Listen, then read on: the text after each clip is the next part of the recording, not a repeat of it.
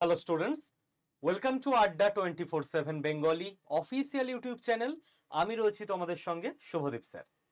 আজকে একটা গুরুত্বপূর্ণ নোটিফিকেশনের ব্যাপারে কথা বলবো, তো স্টেপ বাই স্টেপ পুরোটা শুনে নাও যারা চাকরির জন্য ইন্টারেস্টেড। দেখো, প্রথম কথা হচ্ছে একটা ফর্ম বেরিয়েছে কোন জায়গায়, এএআই অর্থাৎ এয়ারপোর্ট অথরিটি অফ ইন্ডিয়া, এয়ারপোর্টের চাকরি, ঠিক আছে। আচ্ছা, নেক্সট হচ্ছে কোন পদ, কি পোস্টে তুমি জয়েন করবে, তুমি জয়েন করবে জুনিয়র এক্সিকিউটিভ পোস্টে, ঠিক আছে।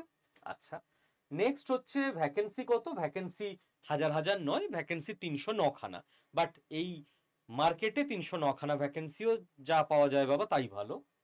আচ্ছা, ফর্ম ফিল আপ ডেট কি আছে, 25শে এপ্রিল থেকে শুরু করে 24শে মে, এটা হচ্ছে ফর্ম ফিল আপ ডেট। তো তোমরা যেটা করবে তাড়াতাড়ি করে নেবে, ফেলে রাখবে না লাস্টের দিকের জন্য, ওকে।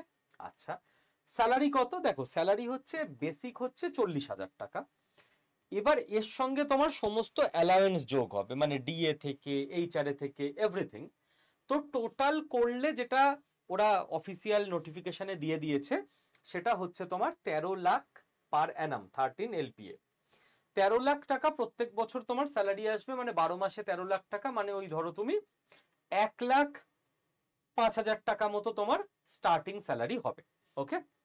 আচ্ছা, নেক্সট এবার পরের জায়গাটায় যাওয়ার আগে কিভাবে অ্যাপ্লাই করবে কিনা কি, আমি একটা জিনিস জাস্ট তোমাদের বলে দিই, তোমরা সরকারি চাকরির অ্যাসপিরেন্ট, তো রাজ্যে এই মুহূর্তে কোনো চাকরি নেই, সোজা হিসেব রাজ্য সরকারের কোনো পরীক্ষা হচ্ছে না। ভগবানের কৃপায় কেন্দ্র সরকারের পরীক্ষা প্রত্যেক বছর হয়, ঠিকভাবে হয়, এখনো পর্যন্ত বলতে নেই, ঠিক আছে। তো যারা চাকরির জন্য ফাইট করছো না, তোমার পুরো ফোকাস কেন্দ্র সরকারের পরীক্ষায় শিফট করো। এই যে পরীক্ষাগুলো আমি লিখে রেখেছি না, প্রত্যেকটা বছর হয়, এ বছরও হবে 2025-এও, আর রিক্রুটমেন্টও 1-1.5 বছরের মধ্যে পুরো কমপ্লিট করে দেয় সাইকেল। এসএসসির CGL, CHSL, MTS phase exam 4টে পরীক্ষা হবে। রেলের এলপি টেকনিশিয়ান এনটিপিসি লেভেল 1 4টে পরীক্ষা হবে 2025-এ।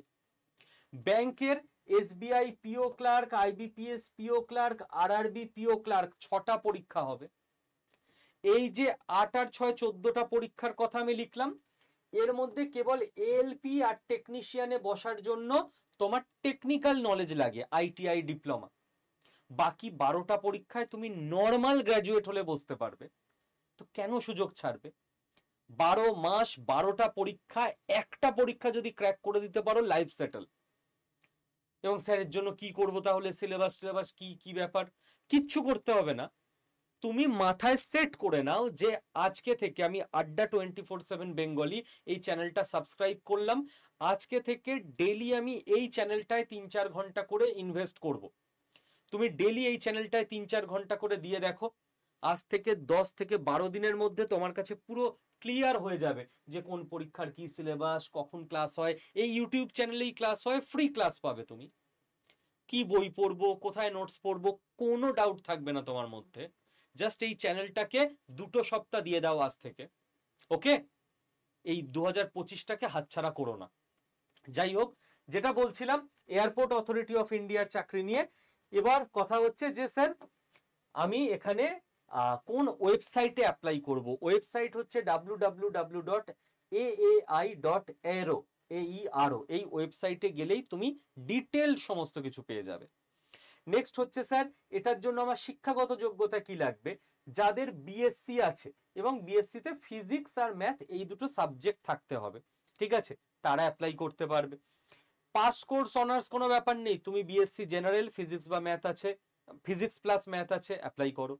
তুমি বিএসসি ফিজিক্স অনার্স ম্যাথ পাশে আছে, অ্যাপ্লাই করো। তুমি বিএসসি ম্যাথ অনার্স ফিজিক্স পাশে ছিল, অ্যাপ্লাই করো। তুমি ইঞ্জিনিয়ারিং পড়েছো, অ্যাপ্লাই করো, ঠিক আছে। তো এরকম নয় যে বিএসসি ফিজিক্স অনার্সই হতে হবে বা ম্যাথ অনার্সই হতে হবে, এরকম কোনো ব্যাপার নেই। ইঞ্জিনিয়ারিং থাকলেও হবে, যেখানে কোনো সেমেস্টারে ফিজিক্স এবং ম্যাথ তোমার সাবজেক্ট হিসেবে ছিল, নো ইস্যু, অ্যাপ্লাই করো, ওকে। আচ্ছা, বয়স কত হবে বলেছে, ম্যাক্সিমাম এজ হবে 27 বছর জেনারেলদের। মিনিমাম স্যার কত, দেখো তুমি ধরো ইঞ্জিনিয়ারিং ক্যান্ডিডেট, কোন স্ট্রিমের, কোন স্ট্রিম, ইঞ্জিনিয়ারিং এর প্রচুর স্ট্রিম হয়, 4 বছর জেনারেলি। তো তুমি গ্র্যাজুয়েশন তোমার হবেই জেনারেলি 22-এ, তো ওই জন্য মিনিমাম এজটা দেয়নি।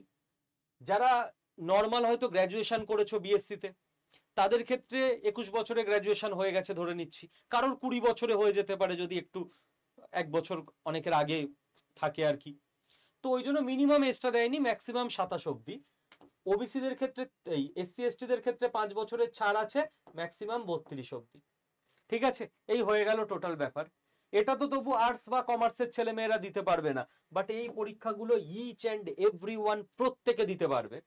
তো যেমনটা বললাম, আজ থেকে এই চ্যানেলটাকে ফলো করা শুরু করে দাও, এখানে তুমি কোনো অথেন্টিক তথ্য ছাড়া অন্য কিছু পাবে না। আর এই ভিডিওটাও তোমার যদি কোনো বন্ধু বান্ধব থাকে বিএসসি বা ইঞ্জিনিয়ারিং করেছে, তার সঙ্গে শেয়ার করে নাও, তোমার মাধ্যমে একজনের লাভ হয়ে যাবে অন্তত। Thank you.